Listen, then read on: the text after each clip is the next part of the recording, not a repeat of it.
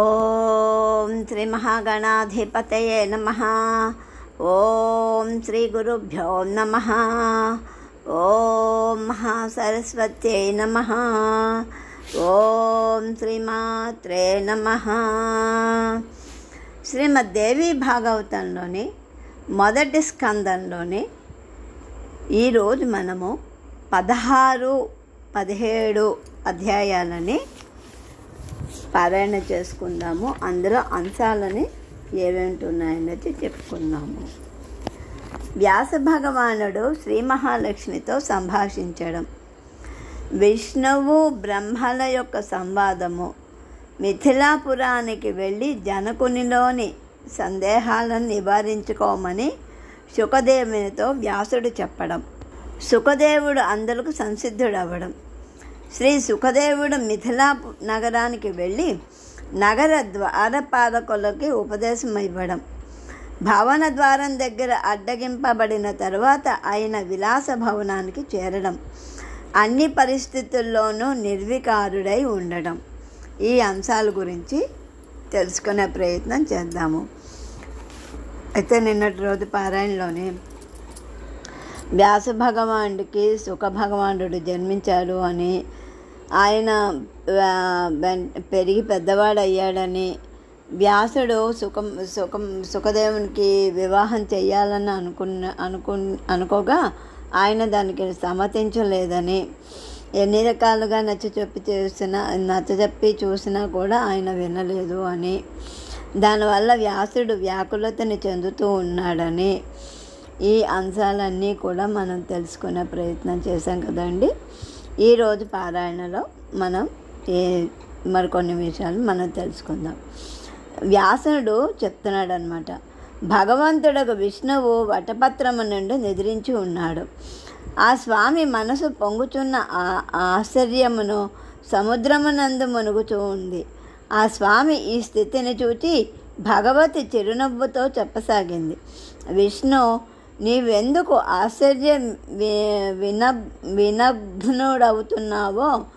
విముగ్నుడవుతున్నావో భగవతి మహాశక్తి ప్రభావమున నన్ను నువ్వు గుర్తించలేకున్నావు.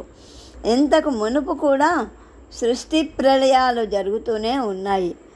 అప్పుడు కూడా నువ్వు అనేక సార్లు అవతరించావు. ఆ పరాశక్తి నిర్గుణ, నీవు సగుణ బ్రహ్మవు. అట్లే నేను కూడా సగుణ శక్తిని, సత్వశక్తిగాను నిన్ను తెలుసుకొనుము, అంటే నన్ను తెలుసుకొనుము. ఇప్పుడే నీ నాభీకమలము నుండి ప్రజాపతి అయిన బ్రహ్మసృష్టి జరిగింది. రజోగుణ సంపన్నుడై ఆయన సకల జగత్తును సృష్టిస్తూ ఉన్నాడు. తపస్సునందు నిమగ్నుడైన తదుపరి ఆయనకు సర్వోత్కృష్టమైన శక్తి సులభం అవుతుంది. అప్పుడు ఆయన లోకాలను రచించుట యందు సఫలుడవుతాడు. బ్రహ్మ రజోగుణమును ధరించి ఉంటాడు. అందువలన ఆయన సృష్టి కూడా రజోగుణ సంపన్నం అవుతుంది. విలక్షణమైన బుద్ధి గల బ్రహ్మ పంచభూతములను నిర్మిస్తాడు.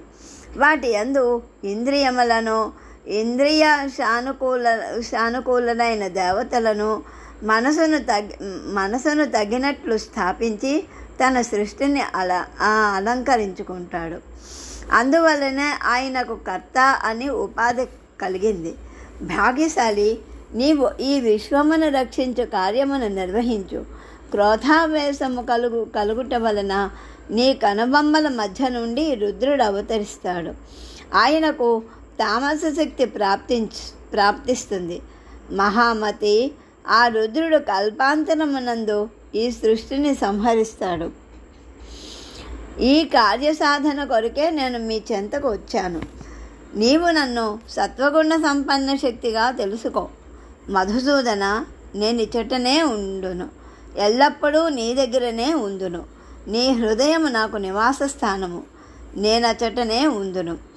భగవంతుడైన, అంటే ఆ మాటలకి భగవంతుడైన విష్ణువు చెప్తున్నాడు అనమాట. అలాగా ఈ విధంగా మాట్లాడుతున్నాడు. దేవి, కొంచెం సేపటికి ముందు నేను అర్ధశ్లోకమును విన్నాను. ఆ అక్షరము మిగుల స్పష్టములు. ఆ పరమరహస్యమైన వాణి ఎవరి నోట నుండి వెలువడింది? వరానన దయతో దానిని నాకు తెలుపు. సుందరి, నేను మిక్కిలి ఆశ్చర్యానికి లోనై ఉన్నాను. నిర్ధనుడను. ధనము స్మరణకు వచ్చినట్లు ఈ విషయం నాకు పదే పదే జ్ఞాపకం వస్తూ ఉంది అని చెప్పేసి చెప్తున్నాడు అనమాట శ్రీకృష్ణ. బాల రూపంలో ఉన్న శ్రీకృష్ణుడు అని వ్యాసుడు మళ్ళీ ఈ విధంగా అంటున్నాడు. భగవంతుడైన విష్ణువు మాటలను విని లక్ష్మీదేవి ముఖం వికసితమయ్యింది. ఆమె నవ్వులను మిక్కిలి ప్రేమతో ఆమె నవ్వుచూ మిక్కిలి ప్రేమతో చెప్పసాగింది.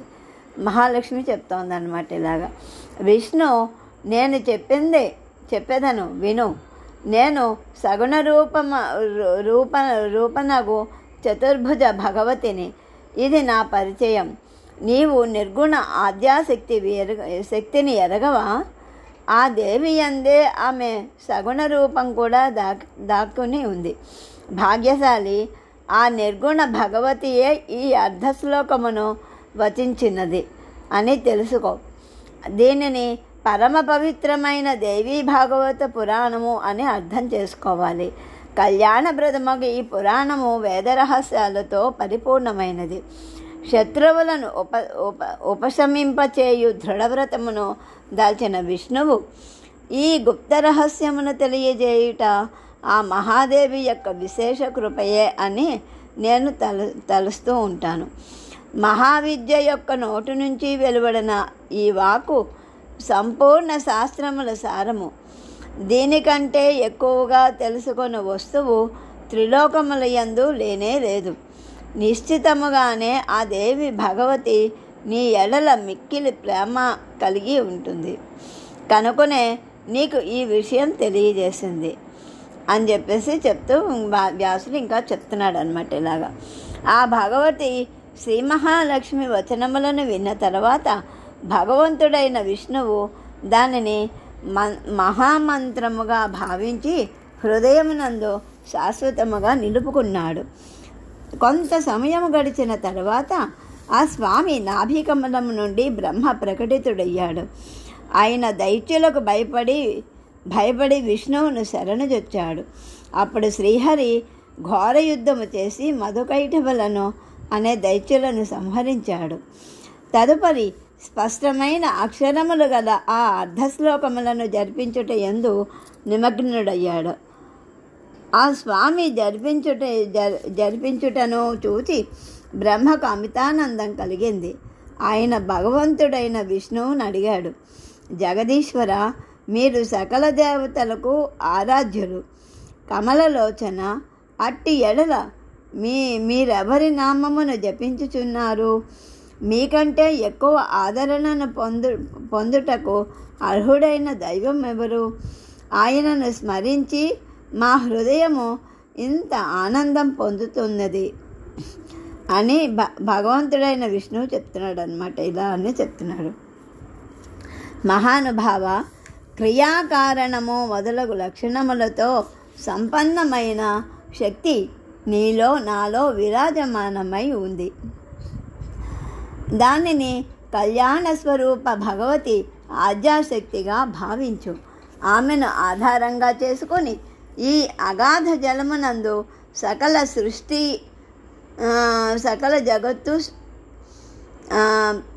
జగత్తు స్థితమై ఉన్నది. శాశ్వతముగా విరాజమానురాలై సాకార రూపమున తన లీలలను ప్రకటించుచున్నది. ఈ చరాచర సమస్త విశ్వోత్పత్తికి కారణభూతమైనది. సదా ప్రసన్నురాలై ఉండునది. భగవతి మహాశక్తి మానవులను ఉద్ధరించడానికి అవతరించింది. వరములనివ్వడానికే ఆమె స్వభావము. ఆ జనని పరమ విద్యాస్వరూపిణి, సనాతన దేవి అవుతుంది. విశ్వమును ఉద్ధరించడానికే ఆమె ప్రకటితురాలయ్యింది. శాసకులను కూడా శాసిస్తుంది. ఆ భగవతి యొక్క ప్రేరణతో ప్రాణి ఈ జగజ్జాలములనందు బంధింపబడి ఉన్నాడు. శుద్ధ స్వరూపుడుగాను బ్రాహ్మణోత్తమ, ఆ భగవతి యొక్క చిత్ శక్తి అనే రెండు ఆ, అని అనే నేను నీవు సమస్త ప్రాణులు ఉత్పన్నమయ్యాయి అని తెలుసుకో. ఇందులో ఎట్టి సందేహము లేదు. ఆ దేవి చెప్పిన అర్ధశ్లోకమే ద్వాపర యుగారంభమున విశదముగా వ్యాఖ్యానించబడి ఆ దేవీ భాగవతం పేరుతో ప్రసిద్ధి చెందుతుంది అని వ్యాసుడు మళ్ళీ ఈ విధంగా చెప్తున్నాడు. భగవంతుడైన విష్ణువు నాభికమలమున బ్రహ్మ విరాజమానుడై ఉన్నాడు. అచటనే ఆయన అర్ధశ్లోకమును స్మరించాడు. తదుపరి అమిత బుద్ధిశాలియు తన పుత్రుడైన నారదునకు దీనిని బోధించాడు. నారదుడు దీనిని నాతో చదివించాడు. నేను 12 స్కందాలతో విశదముగా దీనిని వ్యాఖ్యానించాను. భాగ్యశాలి, వేద సమానుడగు ఈ పురాణములను నీవు అధ్యయనం చేయాలి. సర్గ, ఉపసర్గ మొదలగు పంచలక్షణములతో పరిపూర్ణమైన ఈ పురాణమును భగవతి జగదంబిక యొక్క ఉత్తమ కథలలో సుశోభితమై ఉంది. అందలి భాగములన్నీ తత్వజ్ఞాన రసముతో నిండి ఉన్నాయి. సకల పురాణముల యందు అది శ్రేష్టము అని భావింపబడుతూ ఉంది. పవిత్రత యందు ధర్మశాస్త్రములతో పోల్చబడుతుంది. దాని యందు వేదాంత సిద్ధాంతములు నిండి ఉన్నాయి. వృత్తాసుర వధ ఇతర అనేక కథలు కూడా అందులో వర్ణించబడ్డాయి. సంసార రూప సముద్రము నుండి ఉద్ధరించు ఆ పురాణం బ్రహ్మ విద్యకు నిలయము. భాగ్యశాలి, నీవు యోగ్యుడవు, ప్రతిష్ఠితుడవైన పురుషుడవు. నీకు సాటి లేని బుద్ధి ప్రాప్తించింది. అందువలన ఈ పరమ పావనముకు ఆ దేవి భాగవత నామక పురాణమును అధ్యయనం చేయడానికి ఉద్యమించు. ఇందు 18,000 శ్లోకాలు ఉన్నాయి. అజ్ఞానాన్ని దూరమనరించు ఈ దివ్య పురాణ ప్రభావమున జ్ఞానరూపమైన సూర్యుడు మిక్కిలి తపిస్తాడు.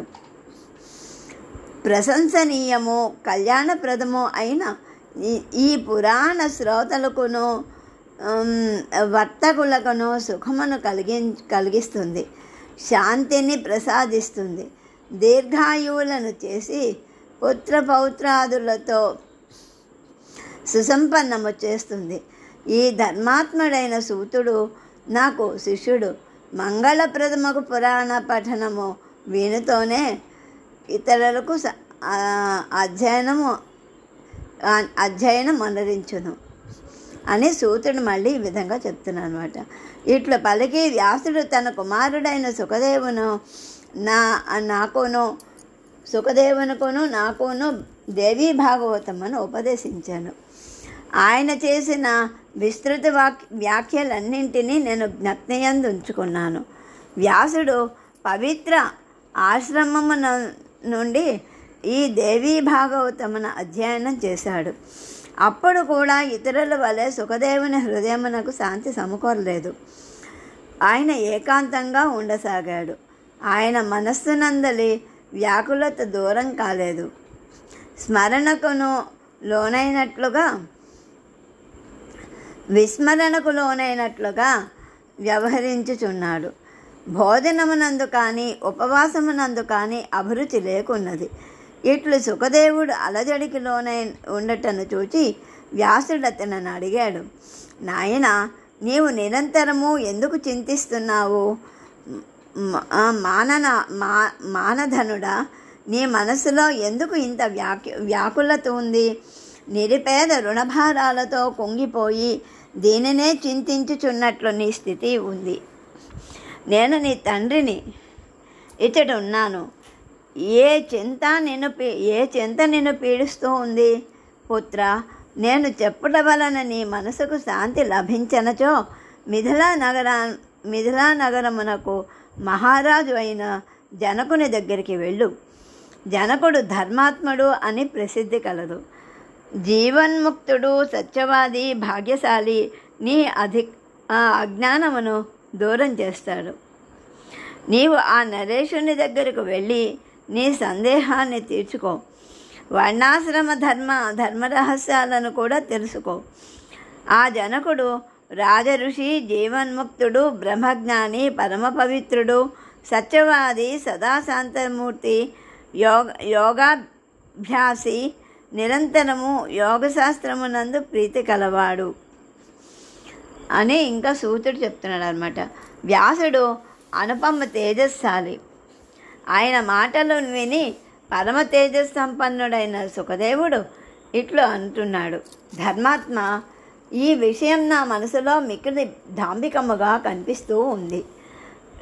రాజుకు జనకుడు సుఖంతో రాజ్యం చేస్తూ జీవన్ముక్తుడయ్యాడు. రాజ్యం చేయుచు అతనెట్లు జీవన్ముక్తుడయ్యాడు? నా మనసులో ఈ గొప్ప సందేహము కలుగుతూ ఉంది.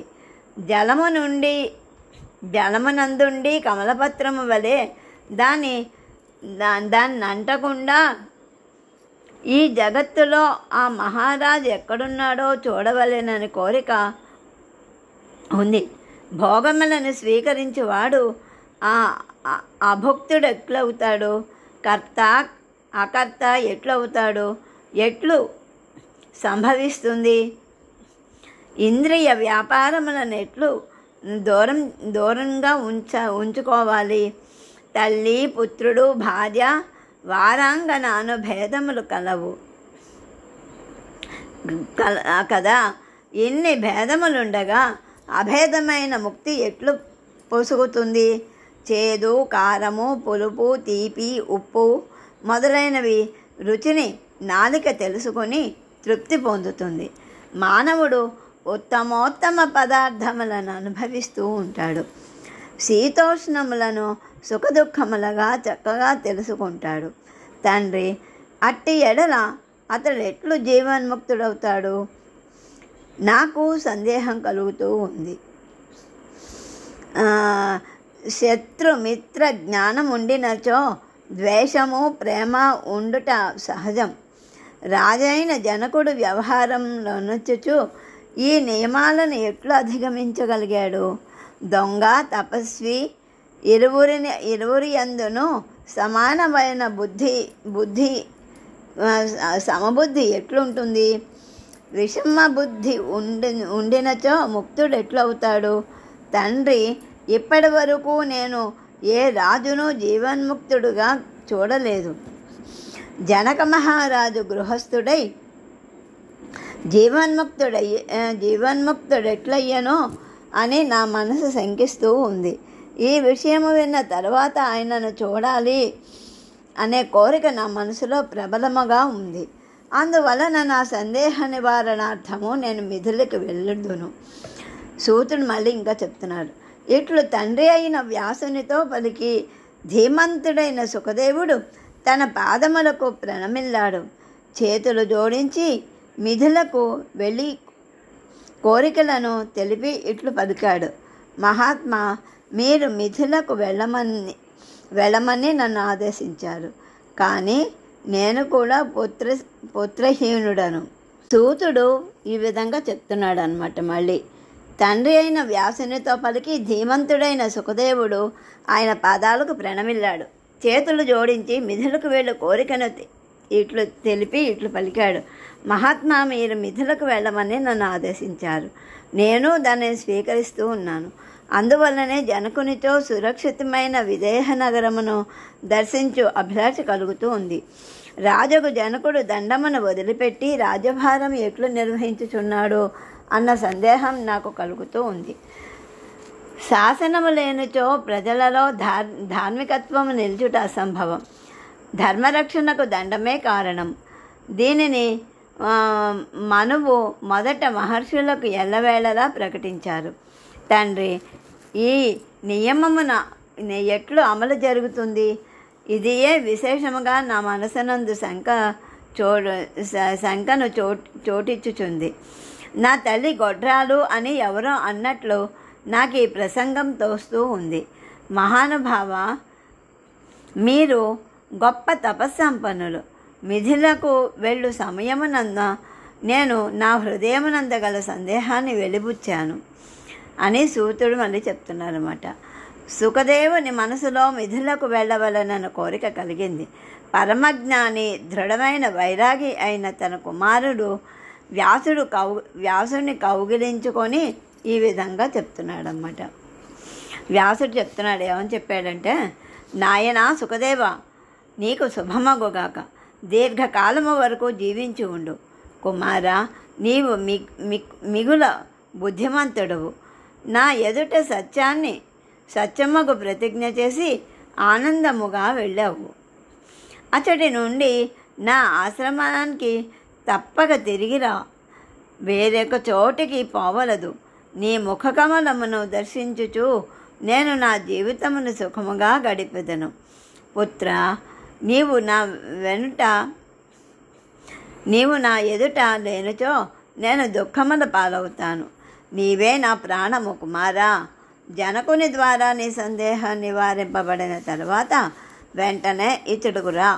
తదనంతరము వేదాధ్యయన తత్పరుడవై సుఖముగా నా వద్ద ఉండము అని సూతుల వారు ఇంకా చెప్తున్నారనమాట. ఇలాగా వ్యాసుడు ఈ విధంగా పలికిన తర్వాత సుఖదేవుడు ఆయన చరణాలకు నమస్కరించి ప్రదక్షిణలు చేశాడు.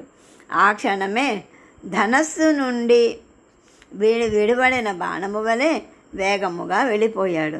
మార్గమధ్యమున అతనికి సమృద్ధములకు దేశములు, వనములు, వృక్షములు, సస్యశ్యామలమగు పొలములు, తపమనరించుకొంచు తాపసులు, మంత్రదీక్షతో సుశోభితులైన యజమానులు, యోగాభ్యాసమునందు నిరుతులైన యోగులు, శక్తిని ఉపాసించువారు, వానప్రస్థులు, శిరోపాసకులు, సూర్యోపాసకులు, శక్తి ఉపాసకులు, విష్ణువును ఉపాసించువారు కనిపించారు. ఆయన అనేక విధములకు ధర్మములను దర్శించాడు. వాటన్నింటినీ దర్శించుచు మహానుభావుడకు సుఖదేవుడు క్రమక్రమముగా సుమేరు పర్వతమును, హిమాలయములను దాటి మిథిలకు చేరుకున్నాడు. ధనధాన్యాలతో పరిపూర్ణమైన ఆ ఉత్తమ నగరమునందు ప్రజలు సుఖంగా జీవిస్తున్నారు అని, సర్వదా సదాచారాలను పాటింపబడుచున్నాయి అని ఆయన తెలుసుకున్నాడు. ప్రధాన ద్వారం దగ్గరికి ద్వారపాలకుడు ఉన్నాడు. అతడు సుఖదేవుని అడ్డగించి, మీరెవరు, ఇతడికి ఎందుకు వచ్చారు తెలపండి అని అడిగాడు. ఏ కార్యాన్ని సఫలం చేసుకొనుటకు రావాల్సి వచ్చింది అని అడిగాడు. ఆ ద్వారపాలకుడు ఆ విధంగా సుఖదేవుడు ఏమీ సమాధానం చెప్పలేదు. అంటే ద్వారపాలకుడు అడిగినా కూడా సుఖదేవుడే సమాధానం చెప్పలేదు అని చెప్తున్నారు. ఆ మునీంద్రుడు వచ్చిపోయే వారికి మార్గమధ్యమున వదిలి ఓ పక్క ఎత్తైన వృక్షము వలె చలింపక నిలుచుండి ఉన్నాడు. అతని మనస్సు ఆశ్చర్యంతో ముగ్ధతను చెందుతూ ఉంది. అప్పుడప్పుడు నవ్వుతూ ఉంది. పర్వతము వలె నిలుచుండి ఒక మాటను కూడా మాట్లాడలేకుండా మౌనం వహించి ఉంది. ద్వారపాలకుడు పలికాడు. మళ్ళీ ఈ విధంగా అన్నాడన్నమాట. బ్రాహ్మణోత్తమ, మీరు మోగవారు కాదు కదా. మీరు ఇచ్చటకు ఏదో ప్రయోజనాన్ని కోరి ఆశించి వచ్చినట్లుంది. నాకు తెలిసినంత వరకు పని లేకుండా ఎవ్వరూ ఎచ్చడికి రారు. బ్రాహ్మణదేవ, మహారాజు గారి ఆజ్ఞ అవడంతోనే మీరు ఈ నగరమున ప్రవేశించవచ్చు. కులశీలములు తెలియకుండా ఏ మానవుడైనను ఈ నగరంలో ప్రవేశించుటకు అర్హుడు కాదు. అయ్యా, మీరు నిశ్చితంగా మహాతేజస్ సంపన్నులు, వేద పండితులు అని తెలుస్తూ ఉంది. మీ వంశమును, మీరు వచ్చిన ప్రయోజనములను తెలిపి తదుపరి స్వేచ్ఛగా దయచేసి నగరమునందు ప్రవేశించండి. శుకుడు ఈ విధంగా చెప్తున్నాడు. ద్వారపాలక, ఇందు నీ దోషము ఏదీయూ లేదు. నీవు నిరంతరము పరతంత్రుడవు. కార్యములను చక్కబెట్టుట సేవకుని ముఖ్య కర్తవ్యం. నీ వలన నేను ఇతడ ఆపబడితిని. ఇందురాజు కూడా నిర్దోషియే. దొంగను శత్రువులను చక్కగా తెలుసుకొని వ్యవహరించుటయే విజ్ఞ పురుషుల లక్షణము. ద్వారపాలకులు ఇంకా మళ్ళీ అడుగుతున్నారన్నమాట. ఓ బ్రాహ్మణోత్తమ, సుఖ దుఃఖములు ఎట్లు కలవు? శ్రేయస్సును కోరు వారు ఏం చేస్తారు? శత్రువులు ఎవరు? శ్రేయోభిలాషి ఎవరు? ఏ విషయాలన్నింటినీ నిర్ణయించి దయచేసి నాకు చెప్పండి అని సుఖదేవుడు మళ్ళీ చెప్తున్నారన్నమాట. సకల జగత్తునందు 2 మార్గాలు కలవు. మునురాజులు 2 తెగలు, ఒక రాగి, వేరొకడు విరాగి. విరాగులు 3 విధములుగా ఉంటారు. తెలిసినవారు, తెలియని వారు, మధ్యముడు. మూర్ఖుడు, చతురుడు అనేక భేదములతో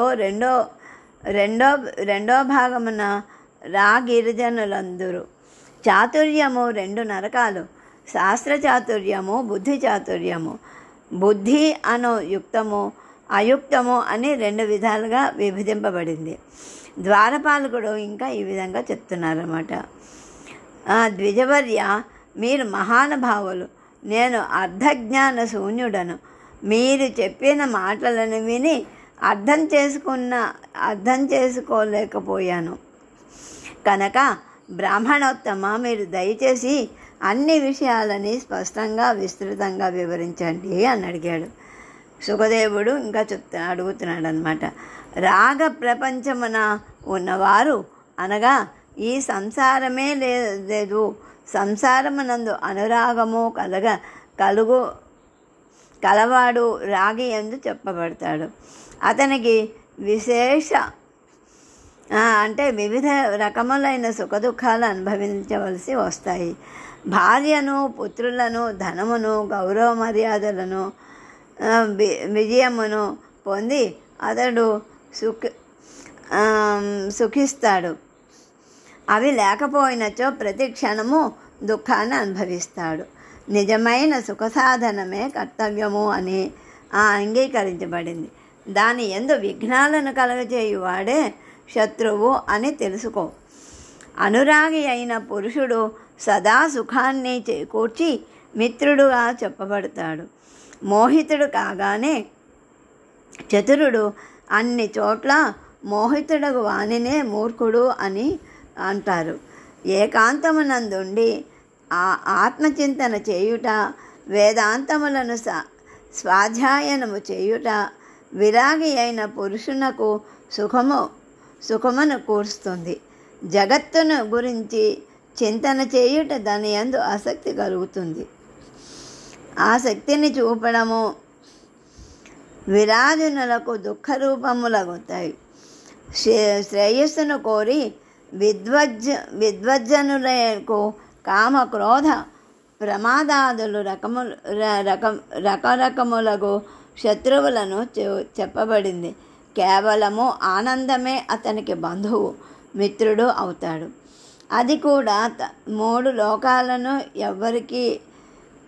ఎవ్వరూను హితమును కోరువారు కారు అని సూతుడు ఇంకా చెప్తున్నారు అన్నమాట. సుఖదేవుని మాటలను విని ఇతడెవడో మహాజ్ఞాని అయి ఉంటాడు.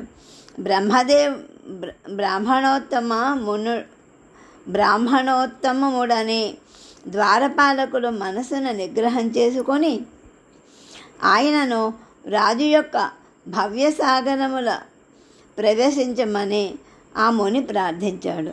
సుఖదేవుడు మిథిలానగర దృశ్యాలను చూచుచూ ముందుకు నడిచాడు. ఆ నగరము 3 ముక్కలై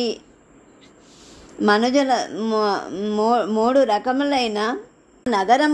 రకములైన మనుజులతో నిండి ఉంది. రత్నరాశులతో నిండిన ఆ అంగళ్లను అనేకముల అతడు చూచాడు.